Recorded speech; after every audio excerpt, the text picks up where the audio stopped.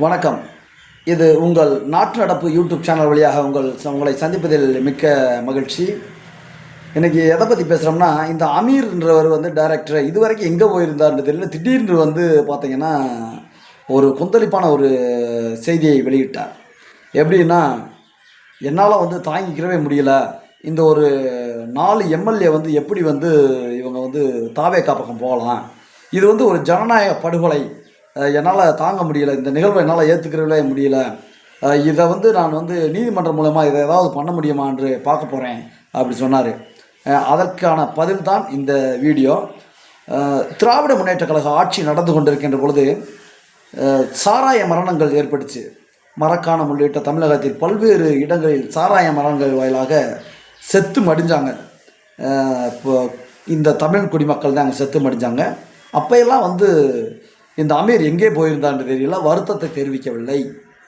ஏன்னா அது திமுக ஆட்சியில் நடந்தது. இப்போ திமுக ஆட்சிக்கு முட்டு கொடுக்க வந்துட்டார். தாவேக ஆட்சி இப்போ வந்த பின்னாடி தமிழ்நாடு மெல்ல மெல்ல முதலமைச்சர் தளபதி அவர்கள் சொன்னதை போல் மெல்ல மெல்ல திரும்பி கொண்டிருக்கிறது, இயல்பு நிலைக்கு நோக்கி திரும்பி கொண்டிருக்கிறது.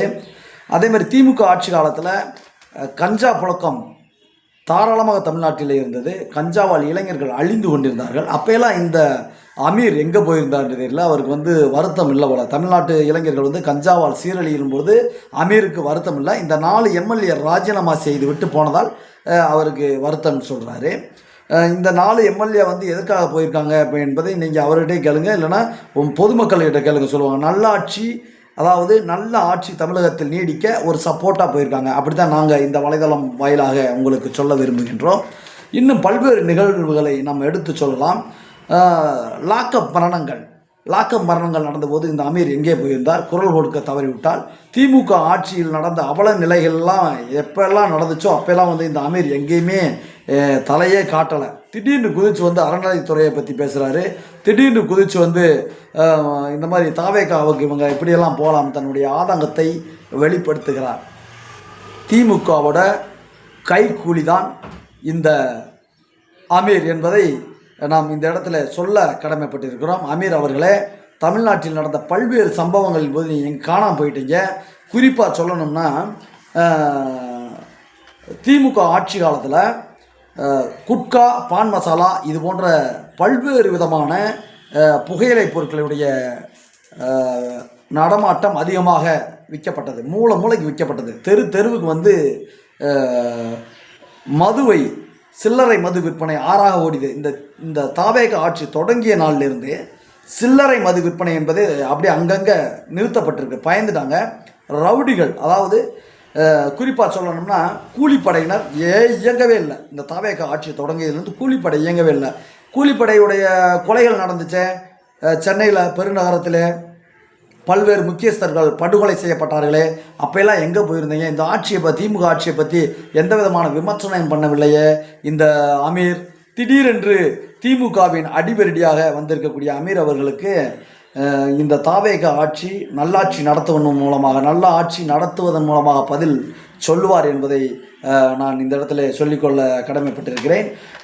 இன்னமேல் நீங்கள் இந்த ஆட்சியை பற்றி குறை சொல்வதாக இருந்தால் சரியான என்ன நடந்தது என்பதை பார்த்து குறை சொல்லணும். உங்கள் ஆட்சின்னு தான் சொல்லணும். யார் அமீர் இருந்த ஆட்சின்னு தான் சொல்லணும். உங்கள் மீதே போதைப் பொருள் குற்றச்சாட்டுகள் இருக்குது என்பதை நீங்கள் மறந்துடாதீங்க. நீங்கள்லாம் நாட்டுக்கு நியாயம் சொல்ல வந்துட்டீங்க. கடந்த கால ஆட்சியில் எங்கே இருந்தீங்க நீங்கள் அமீர் என்று தான் எல்லோரும் கேட்குறாங்க. நீங்கள் முதல்ல உங்கள் வேலையை மட்டும் பாருங்கள். இந்த மாதிரி திமுகவுக்கு முட்டு கொடுத்து கேடுகட்ட வேலையை பார்க்காதீங்க. நீங்கள் ஒரு திமுக ஏஜெண்ட் என்பது எல்லாருக்கும் தெரியும் என்பதை இந்த நேரத்தில் சொல்லிக்கொண்டு, லாக்அப் மரணங்களாக இருக்கட்டும், சாராய விற்பனைகளாக இருக்கட்டும், திமுகவில் கஜானாவெல்லாம் ஆட்சி காலத்தில் காலி பண்ணதாக இருக்கட்டும், அம்மையார் ஆட்சி காலத்தில் தொடங்கி வச்ச திட்டங்களையெல்லாம் துப்புரவாக எதுவுமே இல்லாமல் தொடச்சி மறைச்சிட்டு மாடல் ஆட்சின்னு கஞ்சா விற்பனையை தமிழ்நாட்டில் சிறப்பாக செய்த திமுக ஆட்சியை குறை சொல்ல தகுதி இல்லாமல், துப்பு இல்லாமல் இருந்த அமீர் இன்றைக்கு வெளியில் பொதுவெளியில் இந்த மாதிரி எம்எல்ஏ போயிட்டாங்கன்னு வருத்தம் தெரிவிக்கிறது கேலி கூத்தாக இருக்கிறது என்பதை இந்த இடத்திலே நான் பதிவு செய்ய விரும்புகிறேன். அமீருடைய இந்த பேச்சு பொது நலமாக இல்லை, சுயநலமாக பணம் பெற்றுக்கொண்டு பேசுவதாக தெரிகிறது. வணக்கம்.